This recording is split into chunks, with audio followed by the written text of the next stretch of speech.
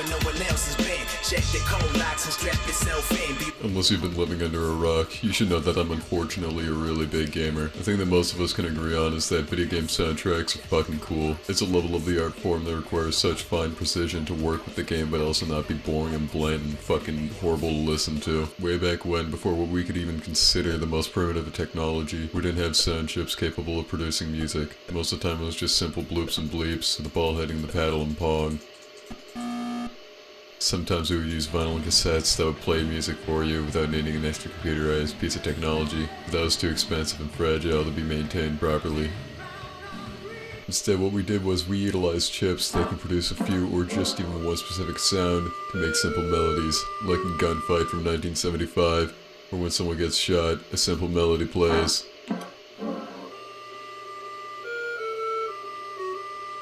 This is typically how it went for most games like Frogger, Pac-Man, Galaga, what have you. The first game that had truly melodic background music during gameplay was Rally X by Namco, released in 1980, where it had a rather minimal but still musical jingle during the gameplay. You can make the argument that something like Space Invaders was the first game with music, but that was only one channel, simple beeps, and some might say it wasn't melodic.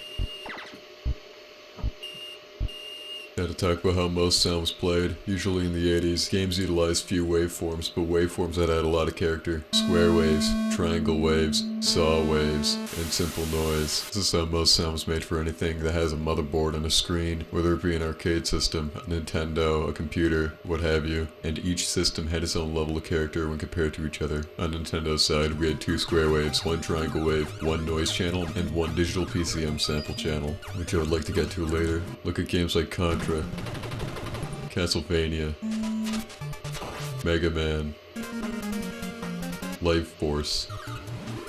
They all can produce really good music with such limitations. And then there's games like Solstice, Rekka,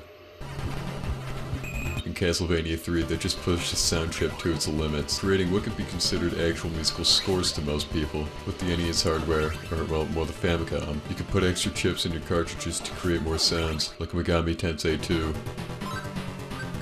and the Japanese version of Castlevania 3. Adding more sound channels and more unique sounds. The Garage Point even was able to get full FM synthesis to work on the Nintendo.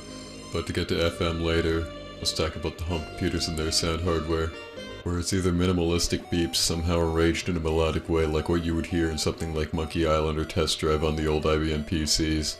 But then on something like the Commodore 64, you had 3 completely programmable channels, where you could set them to any sound wave, change them at whatever interval, have low-pass filters, and modulate the sounds to however you may please. And you can make music that's arguably even more complex than something you would hear on a Nintendo, or even most arcade boards. Games like Ghouls and Ghosts, Eliminator, and the original Turrican games have some of the best music in video game history. Some of these musicians from the computer land even made console music, like Tim Follin, who did Solstice and Pictionary, Chris Heelsbeck, who did the Turrican games on both the home computers and on consoles.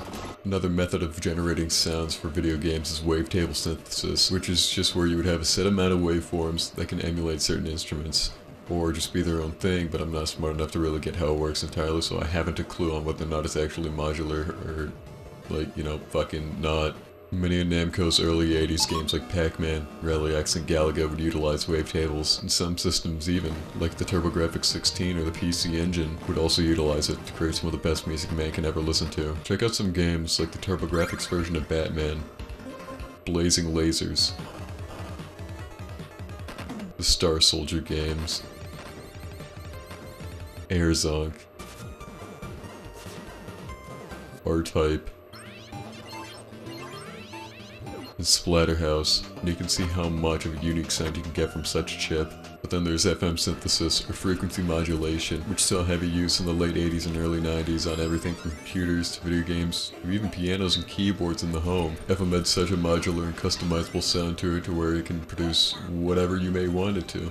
Like maybe heavy metal on some games like Thunder Force 4, which may have the best soundtrack of all time, or maybe some club techno music in games like Streets of Rage 2. It has such an ability to create whatever you may like, but it still has a distinctive FM sound to it. FM synth is a very complex topic that even I can't get a grasp of, but it's effectively taken multiple sine waves with varying properties like attack, decay, length, amplitude, what have you, and combining them into one utilizing many different algorithms. There have been countless examples of how great FM can sound, like Contra Hard Corpse, Mega Turrican, Dynamite Heady, in Shinobi 3, where they can even work outside of the context of the video game and still be an incredible listen. There's also sample-based music, like what you would find on the Amiga and Super Nintendo, where you would take digital samples and just make music from them. Similar to wavetable synthesis, I think, but probably easier to do. Digital samples also got plenty of use on the Nintendo and Genesis for things like percussion and voice samples, but on the Amiga you didn't just have one big gross sample channel, you had 4, and on the Super Nintendo, 8. Meaning that you could effectively make whatever you may please. You can make anything from a rockin' soundtrack like Top Gear, but you can make more convincing, sort of symphonic and atmospheric music like Secret of Mana that might as well be CD quality. The sample technology also paved the way for soundtrackers on the Amiga, and later everything else that ever to have a sound chip, where games like Unreal, Jazz Jackrabbit, and like most modern indie games would use soundtrackers. With the 90s, we later got CD technology, and with that, we got systems like the PC Engine CD, Sega CD, PlayStation, 3DO, Saturn. Basically, CDs were all the rage, but they also changed music entirely for video games, where rather than generating or sequencing it on the fly, it's all done for you. It's one file and one line of code. I think. I'm not a programmer, and it basically made game soundtracks way easier to make and effectively can be whatever you may want it to be. Maybe your Sonic CD, doing something that's more like an arrangement of something you would hear on a Genesis, or maybe your Castlevania Rondo of Blood, where you're more like a mix of techno and more symphonic influences, or hell, your Lords of Thunder, and just felt like using your Metal Band's demo tape for the fuck of it. These early iterations of soundtracks on CD games, you can still tell they're video game soundtracks. By the time we got the PlayStation and Saturn, those people just effectively took the video game from video game soundtracks, and just made it soundtracks because games like Symphony of the Night,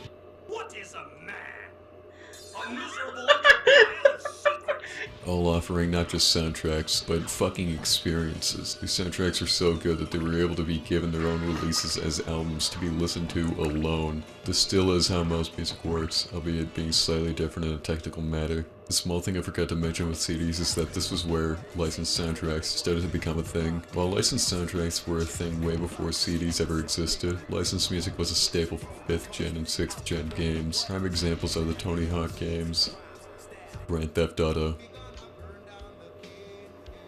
and even Dead Rising with... Now what did I want to tell you with this video? Mostly nothing.